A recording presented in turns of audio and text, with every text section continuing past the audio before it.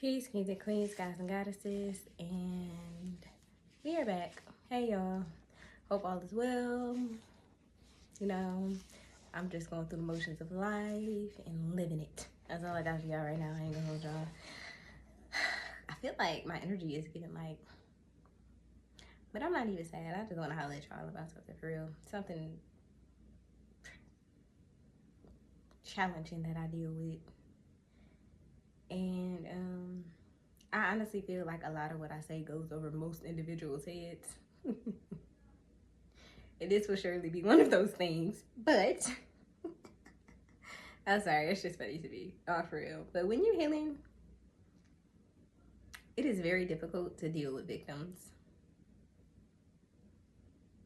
I can only speak from my personal experience, but it's one hell of a challenge to deal with victims for me, for sure. And I mean this especially when you have children with them. It's exhausting, to say the least, and completely unfair to any child involved. Y'all, I am speaking so calmly right now, but I want y'all to know, like, when I'm venting to somebody or venting to my counselor, I'm a bit more animated and passionate than this. Fortunately, I have had the time to, work through the motions of everything I've been feeling, talk to people that I trust, including my counselor, before I made this video involving this topic. Now, everything is circumstantial.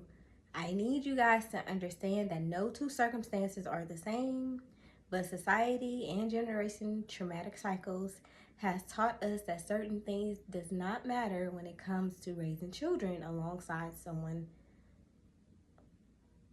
And I just simply don't agree.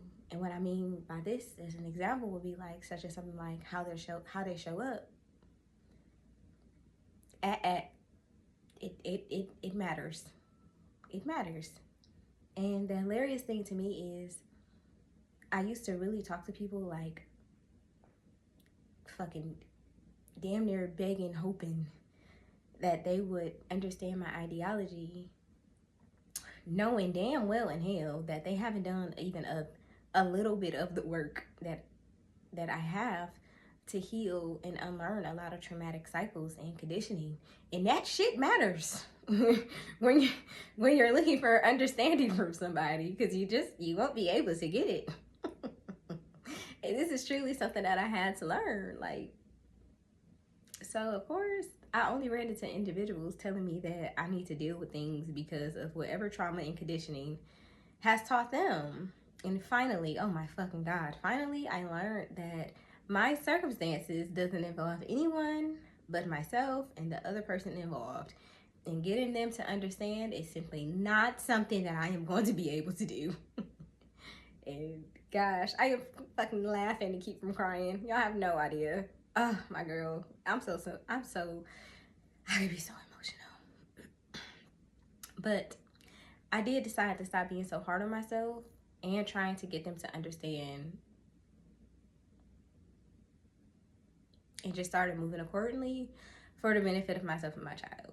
Speaking specifically for my circumstances, I am not obligated to deal with the trauma of someone who has never been present to assist me in any way in raising our child. And no, I'm not mad about it. Jesus Christ. That's one misconception I wish would really go away. I don't have anything to be mad about. I have taken tons of time to heal from my situation, and I'm actively healing as I speak. Unfortunately, this does not stop triggers. It doesn't. Triggers will always happen. I've just learned to manage my triggers a lot better. But it was definitely more challenging when this individual was released from prison. And I was pretty much trying to force this person attention to stay on our child. It just, oh my God. I was trying to force a whole bunch of shit, but I really did just have to learn that it's not my job, and it doesn't concern me in any way. But if I had $1 for every time someone tried to convince me otherwise, y'all, I would have quite a few motherfucking dollars. I kid you not. I will tell you that for free. And another mistake that I made was acting before I thought. Oh my gosh, y'all, that often bit me in the ass. Oh my goodness. If it physically did, I would have one hell of a bite on my ass cheek. I swear to you. Like, oh my goodness. I was projecting on my child, on my own feelings and emotions. I had to learn that she is not me, and our situations involving our fathers are completely different, which was something challenging for me to learn, or even just be able to acknowledge and accept.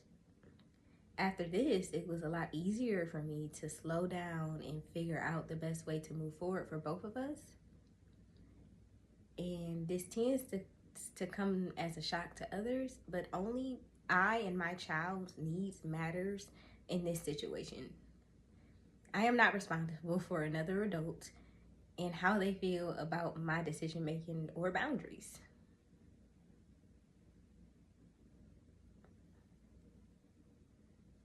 Things would have been a lot smoother for me originally if I had just stuck to my stipulation that I had set in counseling prior to this individual being released from prison. But I didn't. And I do believe things would have been simpler for me only because things would not affect my child as much, or it would affect her differently, if at all, if that makes sense. Which brings me to the reason that I'm actually making this video. I promise I do everything I can to simply roll with the goddamn punches, and trust me, they land pretty fucking hard, and not allow shit to get under my skin. But when it involves my children, I promise I'll be ready to talk with my hands, if you know what I mean. Now, I don't mean like with everything. I'm very mature, and I can handle conversation, and I've learned how to stand up for my children, like, you know, in an adult matter or a mature matter or a respectful matter. All of those things, I can confidently do those things now. But with this situation, it is just exhausting and ongoing with the victim, who has a very difficult time seeing how their own actions, behaviors, and feelings, as for words, heavily affects the entire situation. But once again, I can only do what I'm allowed it to do. And sometimes that means explaining to my child to the best of my ability without painting any narratives on why things are the way they are. Then finally, y'all, fucking finally, I come to a fantastic conclusion that doesn't concern me at all. I communicate this with the individual, and still no actions on the victim side are being completed.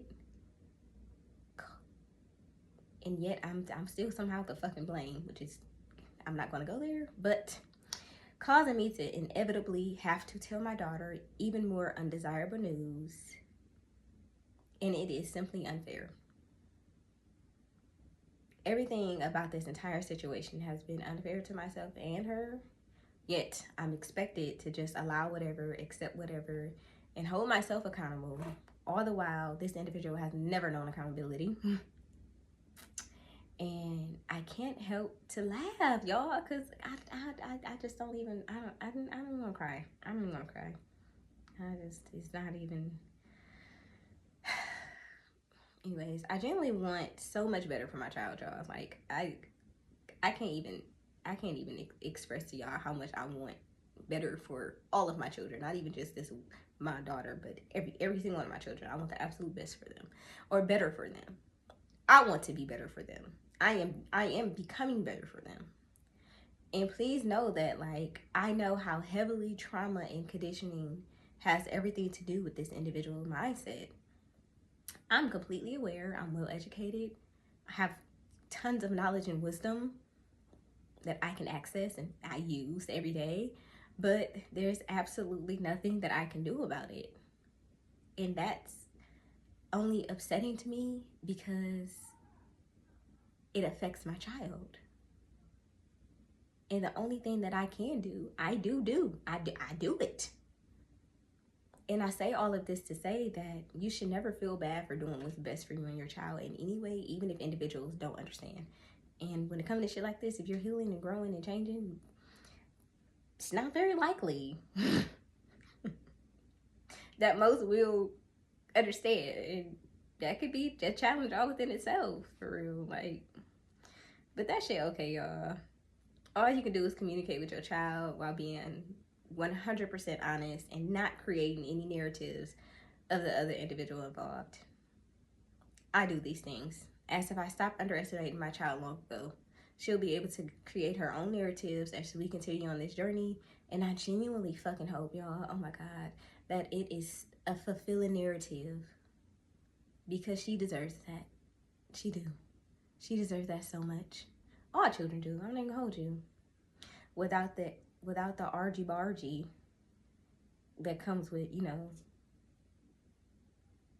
from other parents or other guardians. I'm keeping it anyways. If you know, you know. But I am grateful. I'm so fucking grateful that counseling assists me in ensuring that my girl is good, emotionally, mentally, and even spiritually in a way. As does it aid in guiding her to the best of my ability. So for situations such as like co-guardianships, I would 100% recommend counseling or therapy, because it's super beneficial, and the aid that I get from this is shit. Since the shit's so new to me, I really don't know how to explain it. But it's an amazing thing, for real. And I'm super grateful that I'm not blindly leading her or guiding her or allowing my own personal emotions to pour out onto her to create any narratives, or just how I handle the situation. I'm proud. I really am. It might not suit other people, but that shit does not concern me. But what does concern me is the fact that I am doing so much, and it really took me a little while to even be able to come to or find a solution that would work. But I found it, and I did what I needed to do. I showed up. I held myself accountable. I did all of these things, and it's just like, to not get the same in return is frustrating as fuck. Like, it's very frustrating. And once again, I may be speaking calmly now, but your girl was fucking irate. Like, my feathers was ruffled bad, because I don't like how some stuff affects my children. I don't like the things that they say to me all the time. And include with this fucking particular situation, my girl will be saying some hurtful. She's not saying stuff to hurt my feelings, but the stuff that she says to me hurts my feelings, if that makes sense. And it's just like, all I want is for the relationship to even be a relationship, believe it or not. I just don't need to be involved. I don't need to be around. I don't need to be present. So I took the necessary steps to make this a goddamn possibility. And yet, due to other individuals, it has not become a possibility. And my girl is she overweighting, and that shit, she got some harsh, sad feelings towards this whole thing. And it's just like, I just don't like that shit. I don't like it. But it's not in my control. It's not in my control. So I do my little crying thing. I talk to my counselor. I talk to her counselor. We come up with plans. We come up with things to help her feel better. And I pretty much go about my day.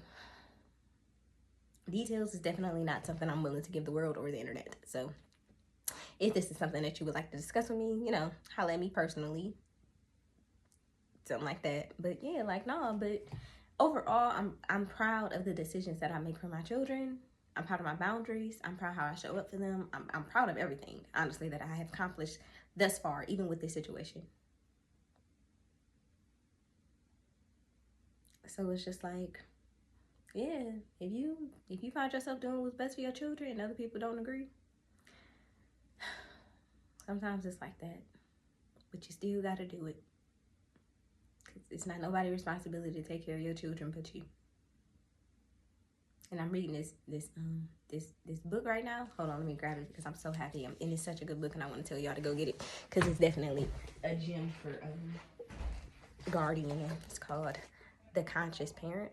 Once I'm done reading it, I'm definitely gonna do a review over it. But as far as I got right now, T.